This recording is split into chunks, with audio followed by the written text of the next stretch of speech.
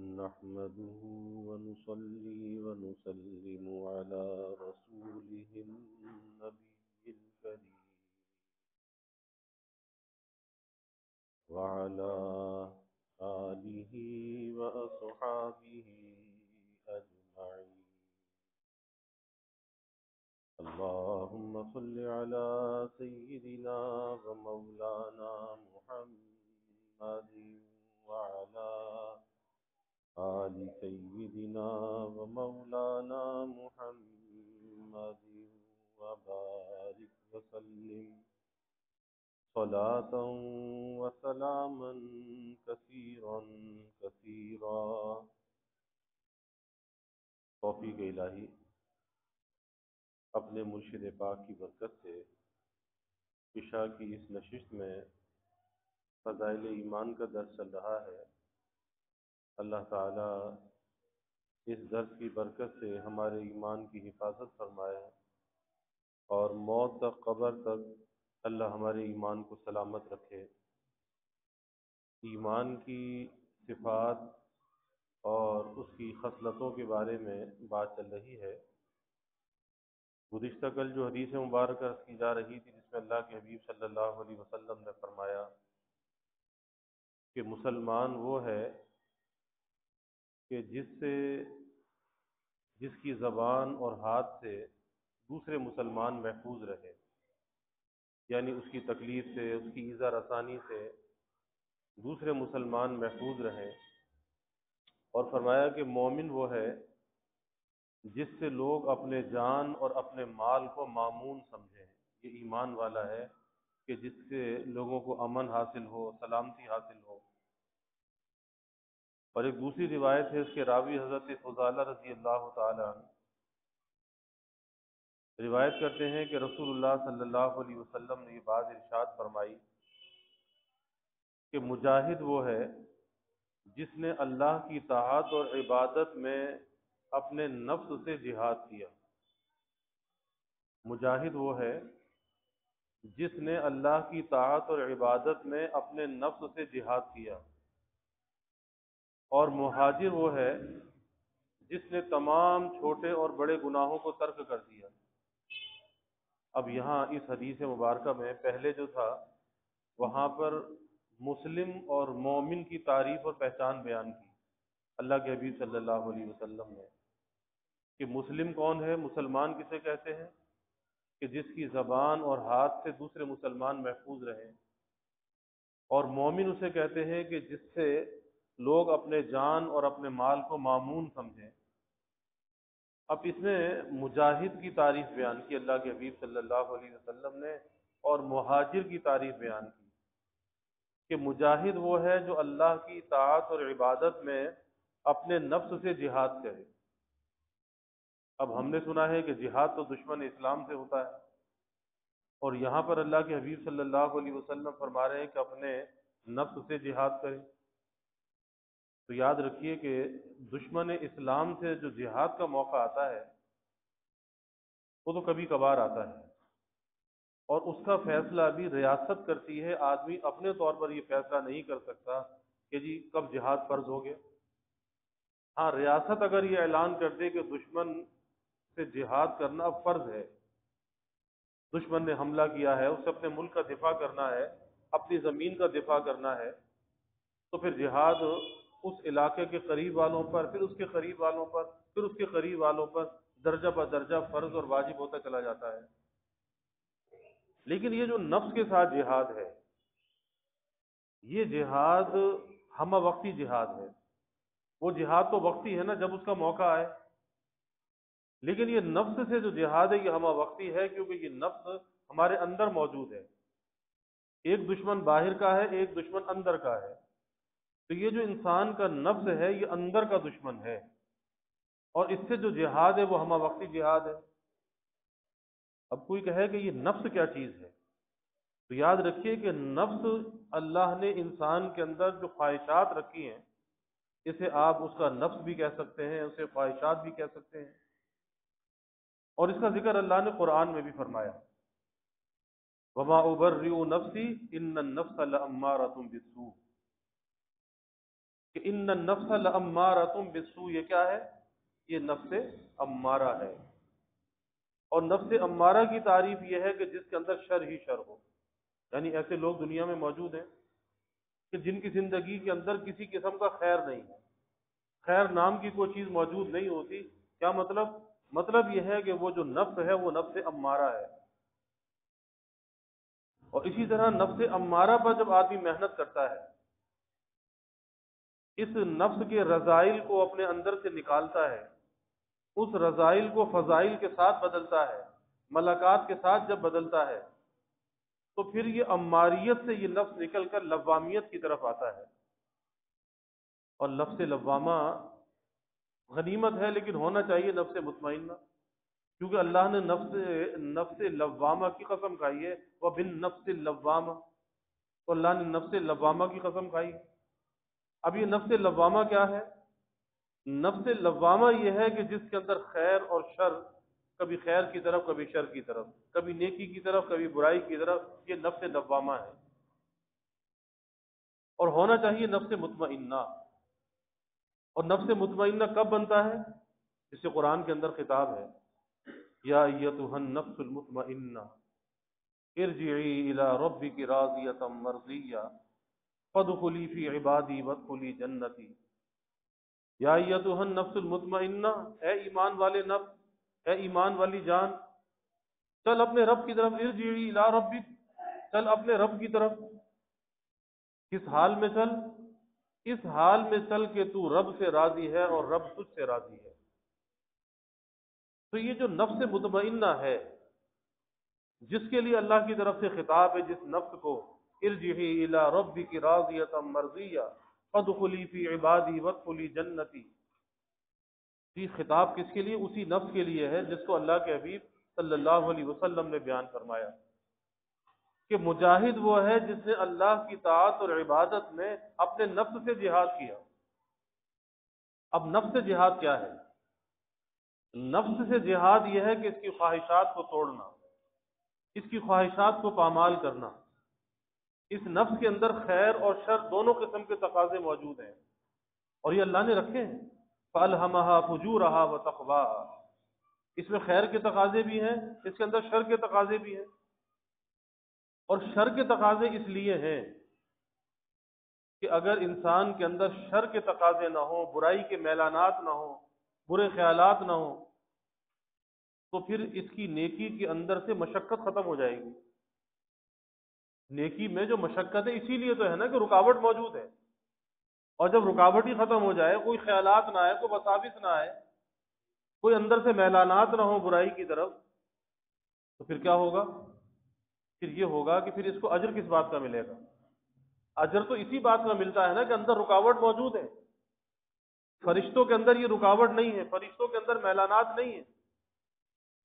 اور فرشتے انسان سے زیادہ اللہ کی عبادت کرتے ہیں کہ فرشتوں کی جماعتوں کو جس کاموں کے اندر اللہ نے لگا دیا ہے اس کام کے اندر وہ لگے ہوئے ہیں، اور ایک لمحے کے لیے سر منہ بال کے نوک کی برابر بھی وہ اپنے اس کام سے ہٹتے نہیں ہیں.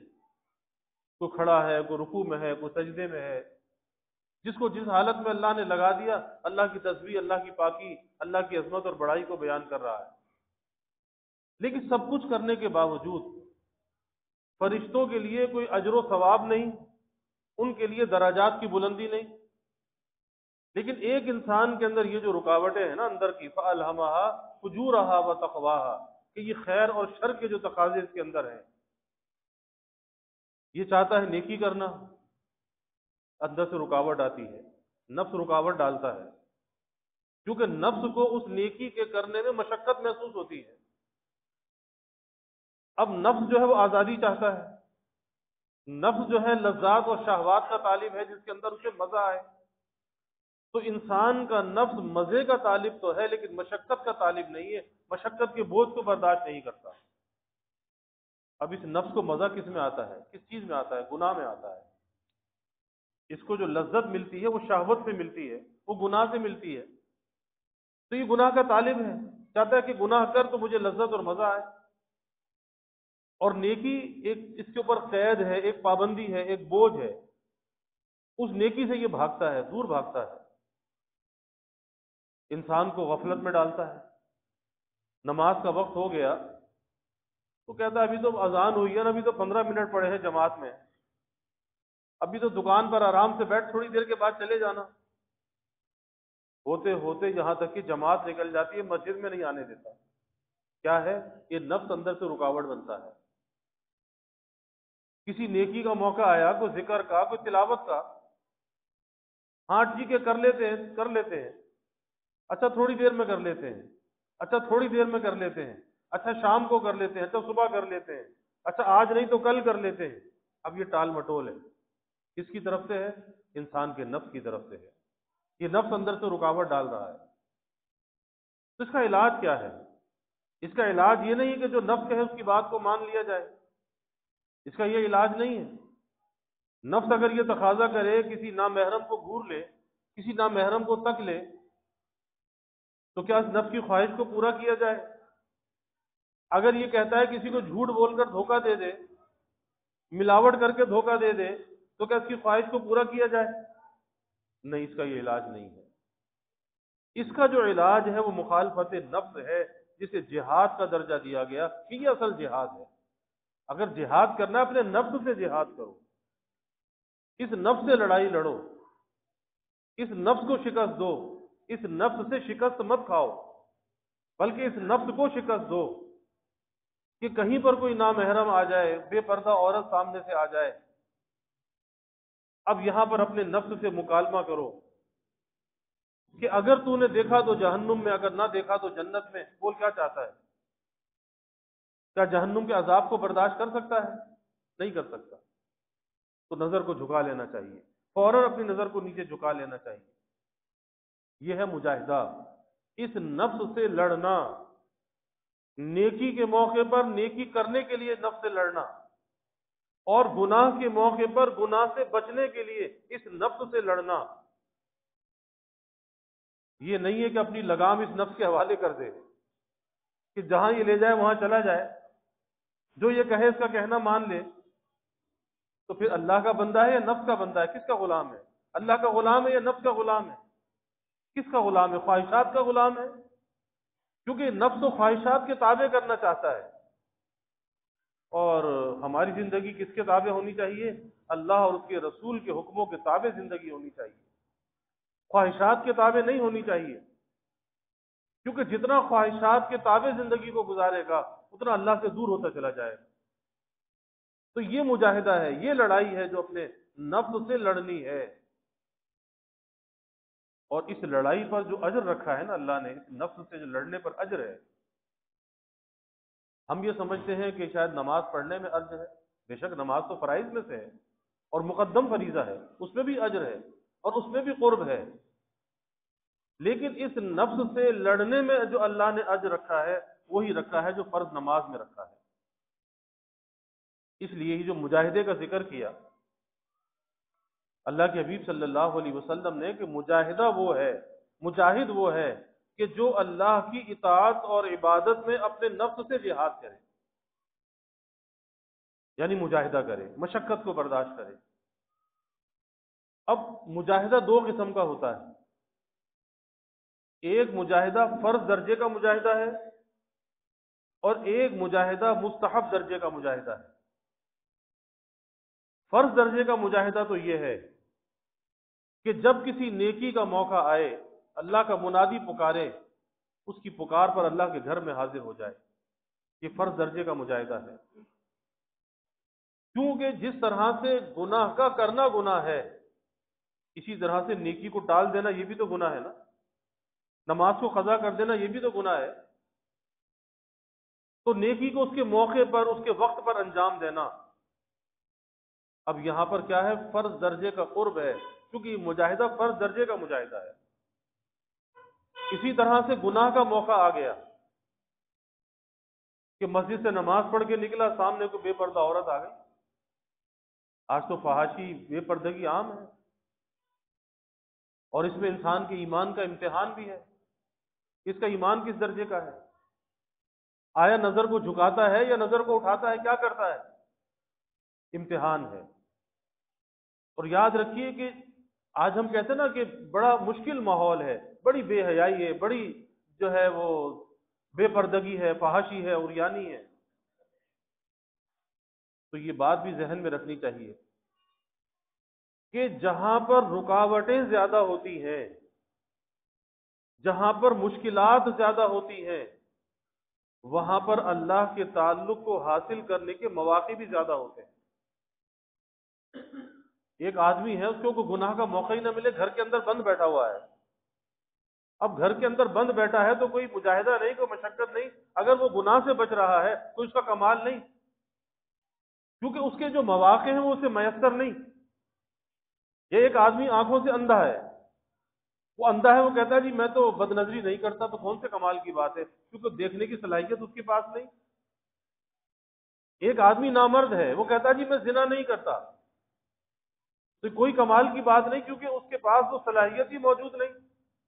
یہ کوئی کمال کی بات نہیں. کمال یہ ہے کہ انسان کے اندر صلاحیت اعلیٰ درجے کی ہو، صحت ہو، جوانی ہو، دیکھنے کی صلاحیت، بولنے کی صلاحیت، اعلیٰ درجے کی صلاحیت ہو، لیکن پھر اس کے باوجود اللہ کے حکم سے، اللہ کے ڈر سے وہ گناہ اور نافرمانی سے رک جائے. یہ مجاہد ہے. تو ایک قرب اللہ کا، ایک مجاہدہ نیکی کر کے انسان کرتا ہے، کیونکہ نفس نیکی میں رکاوٹ ڈالتا ہے. اسی طرح جب گناہ کا موقع آتا ہے کہتا کر لے، کوئی بات نہیں، کر لے. اچھا ایک دفعہ تو دیکھ لے، پھر توبہ کر لینا.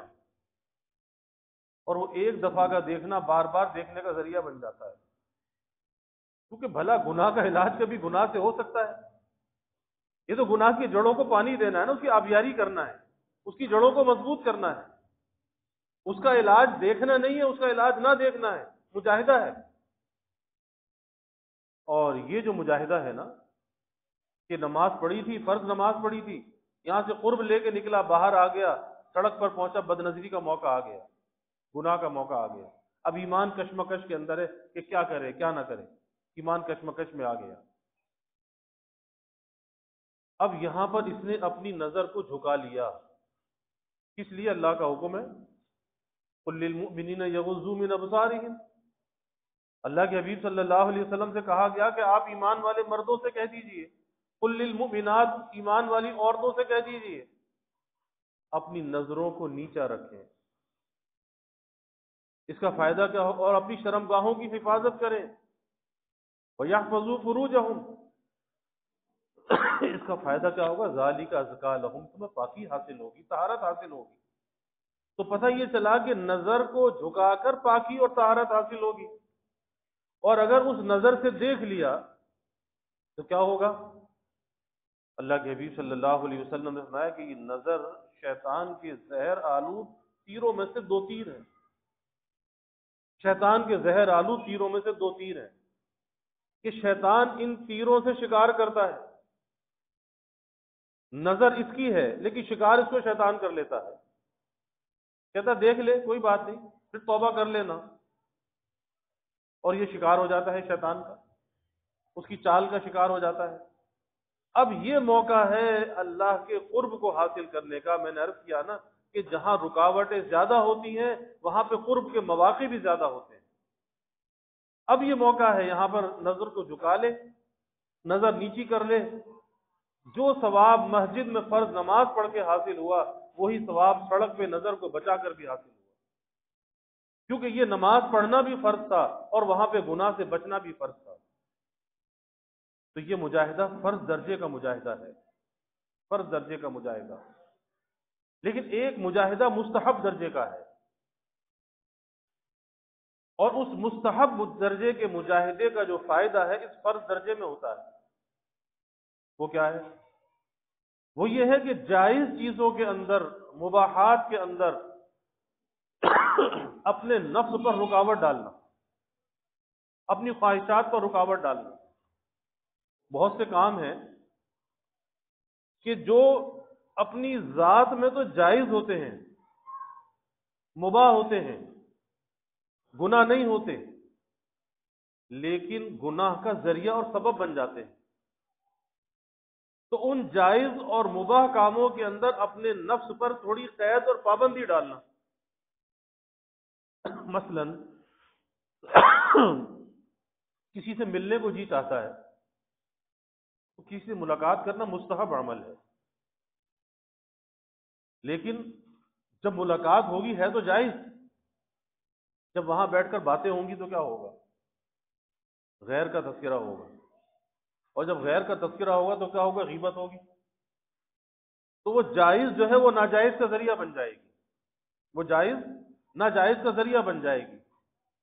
اب یہاں پر اپنے نفس پر رکاوٹ اور قید ڈالنی چاہیے، پابندی ڈالنی چاہیے کہ ارے بھائی اگر نہیں گیا تو کیا فرق پڑتا ہے، کوئی نقصان تو نہیں ہے نا، اگر نقصان ہے تو کر لے، لیکن جب ایک بے فائدہ کام ہے، ایک مباح کام ہے جس کے چھوڑنے میں کوئی نقصان نہیں ہے، تو اپنے نفس پر یہاں رکاوٹ ڈالنی چاہیے، پابندی ڈالنی چاہیے۔ جیسے ایک اللہ والوں کا واقعہ آتا ہے کہ دہلی کی جامع مسجد کی سیڑھیوں پر بیٹھے ہیں، اپنے نفس سے کہہ رہے ہیں، وہاں بیٹھے ہوئے آواز سے بلند کہہ رہے ہیں، کہتے ہیں کہ تو میرا خدا نہیں، میں تیرا بندہ نہیں، پھر تیرا کہنا کیوں مانوں؟ بڑی نازک بات ہے کہ تو میرا خدا نہیں، میں تیرا بندہ نہیں، پھر تیرا کہنا میں کیوں مانوں؟ اب جو آدمی بھی دیکھتا ہے کہتا ہے یہ تو کافر ہو گیا، یہ تو کافر ہو گیا، بات ایسی کر رہا ہے کہ تو میرا خدا نہیں، میں تیرا بندہ نہیں، پھر تیرا کہنا کیوں مانوں؟ تو ایک نوجوان آگے بڑھا اور اس نوجوان نے پوچھا، کہا کہ حضرت آپ کیا کہہ رہے ہیں؟ آپ کی بات کو سمجھ میں نہیں آ رہی۔ کہا کہ شکر ہے کوئی ایک آدمی تو سمجھدار ہے، ورنہ جو آتا ہے وہ کفر کا فتویٰ لگا کے جاتا ہے، کافر بنا کے جاتا ہے۔ کہا کہ میں اپنے نفس سے یہ بات کہہ رہا ہوں، میرا نفس کہتا ہے کہ مجھے حلوہ کھلا دو، حلوائی کے پاس جاؤ، حلوہ خریدو، حلوہ کھلا دو، تو میں اپنے نفس سے یہ کہہ رہا ہوں کہ تو میرا خدا نہیں، میں تیرا بندہ نہیں، پھر تیرا کہنا کیوں مانوں؟ اب کوئی یہ کہے جی حلوہ کھانا کون سے گناہ کی بات ہے، تو واقعی گناہ کی بات نہیں ہے، لیکن یہ مجاہدہ مستحب درجے کا مجاہدہ ہے کہ جائز چیزوں کے اندر اپنے نفس پر رکاوٹ ڈالنا، پابندی لگانا۔ 10 دفعہ کہتا ہے تو ایک دفعہ وہ کام کر لو، 9 دفعہ نہ کرو، تاکہ یہ تھوڑا مجاہدے کا عادی ہو، مشقت کا عادی ہو۔ اب اس مجاہدے اور مشقت کا جو فائدہ ہے انسان کو اس وقت ہوتا ہے جب گناہ کا موقع آ جاتا ہے، جو کہ مخالفت نفس کرنا جانتا ہے نا، اب اسے وہاں پر گناہ سے بچنا آسان ہوگا جہاں پہ کوئی بد نظری کا موقع آ گیا، کوئی فوج کلامی کا موقع آ گیا، کسی اور گناہ کا موقع آ گیا۔ اب یہ چونکہ جائز چیزوں کے اندر اپنے نفس پر رکاوٹ ڈالتا ہے، یہ مجاہدے کا عادی ہے، اس لیے گناہ سے بچ جائے گا، ورنہ یہ اپنے نفس کی چال کا شکار ہو جائے گا۔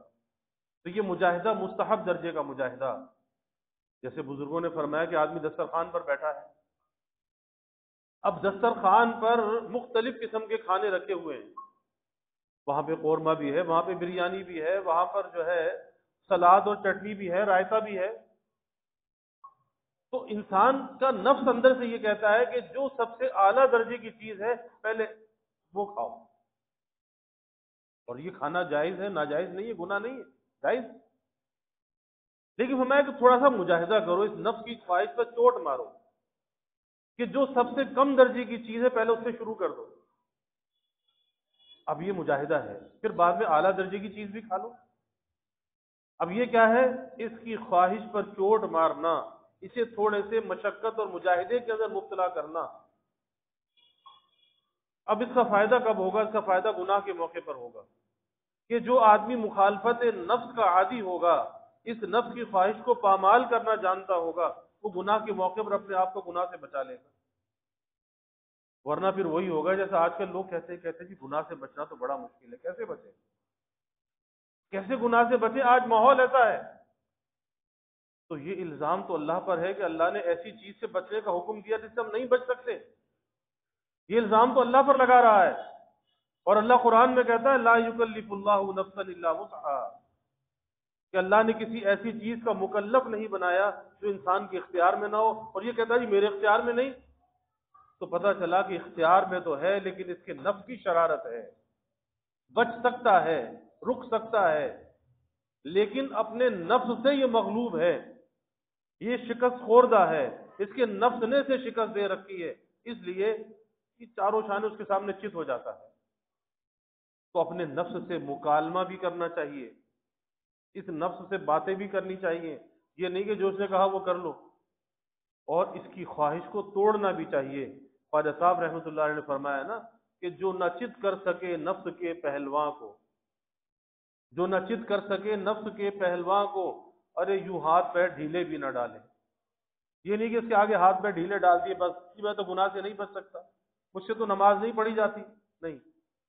تو جو نہ چت کر سکے نفس کے پہلواں کو، تو یوں ہاتھ پیر ڈھیلے بھی نہ ڈالے، ارے اس سے تو کشتی ہے عمر بھر کی، اس سے تو کشتی ہے عمر بھر کی، کبھی یہ دبا لے کبھی تو دبا لے۔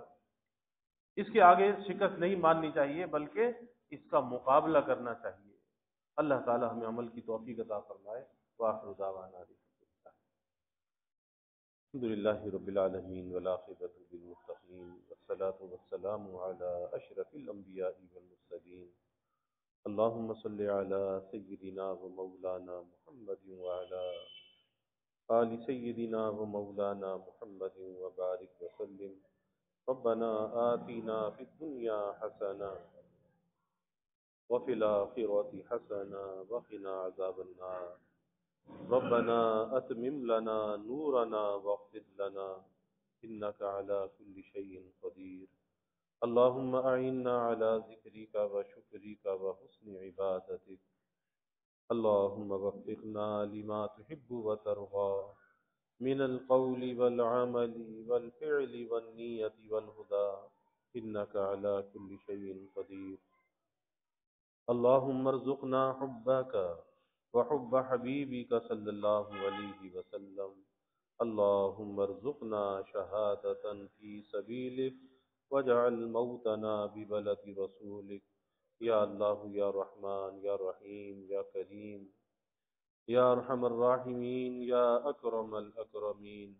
یا اللہ ہمارے گناہوں کو معاف فرما، یا اللہ ہماری خطایا سے درگزر فرما، یا اللہ اپنی محبت معرفت عطا فرما، اپنی رضا والی زندگی نصیب فرما، رضا والے کاموں کی یا اللہ توفیق عطا فرما، یا اللہ نفس و شیطان کے مکائد سے ہماری حفاظت فرما، یا اللہ نیکی اور طاعت میں مجاہدہ کرنے والا بنا، یا اللہ گناہوں سے بچنے میں مجاہدہ کرنے والا بنا، اے اللہ اپنے راستے کا ہمیں مجاہد بنا، یا اللہ ظاہری باطنی ہر قسمی ترقیات عطا فرما، سب کے دلوں کے نیک ارادوں کو تمناؤں کو از غیب پورا فرما، سب کی حاجات کو پورا فرما، سب کی پریشانیوں کو دور فرما، بیماریوں سے یا اللہ حفاظت فرما، ہر ناگہانی بلا اور مصیبت سے یا اللہ حفاظت فرما، زمینی آسمانی آفات سے یا اللہ حفاظت فرما، موذی امراض سے یا اللہ حفاظت فرما، یا اللہ سب کے علم میں عمل میں رزق میں خوب خیر و برکت فرما، ابواب رزق یا اللہ کشادہ فرما، رزق حلال عطا فرما، آسان عطا فرما، برکت والا عطا فرما، یا اللہ رزق ظاہر بھی عطا فرما، رزق باطن بھی عطا فرما، یا اللہ کبھی کسی کو مخلوق کا محتاج نہ بنا، ہمیشہ اپنے در کا سائل اور بھکاری بنا، اپنے در کا منگتا اور سوالی بنا، اپنے غیر سے ہماری امیدوں کو قطع فرما، اپنی ذات عالی کا یقین ہمارے دلوں میں پیدا فرما، یا اللہ ہر امید کو تیری ذات سے وابستہ کرنے والا بنا، یا اللہ ایمان کی ترقی اعضا کی سلامتی عطا فرما، ہر محتاجی معذوری سے ہماری حفاظت فرما، یا اللہ ہمارے ملک پر اپنی رحمتوں کا نزول فرما، اس ملک کو امن کا سلامتی کا گہوارہ بنا، ہر قسم کے انتشار سے افتراق سے یا اللہ اس ملک کی حفاظت فرما، اس ملک میں رہنے والوں کی حفاظت فرما، یا اللہ جو اس ملک میں انتشار اور افتراق پھیلانا چاہے اے اللہ تو اسے تباہ و برباد فرما، اسے نشان عبرت بنا، کیفر کردار تک پہنچا، یا اللہ اس ملک میں معاشی معاشرتی اور اخلاقی استحکام عطا فرما، یا اللہ مہنگائی کے گرانی کے عذاب سے نجات عطا فرما، سب کے گزر بسر کو آسان فرما، سب کے سفید پوشی کے بھرم کو قائم فرما، کسی کو مخلوق کے آگے رسوا نہ فرما، یا اللہ مخلوق کے آگے سوال کی ذلت سے بچا، عزت آبرو والی زندگی عطا فرما، ستاری والی زندگی عطا فرما، اپنی مدد اور نصرت کو شامل حال فرما، یا اللہ ہمیں بے یار و مددگار نہ فرما، سب کے گھروں میں خوشیاں عطا فرما، راحتیں عطا فرما، نعمتیں برکتیں عطا فرما،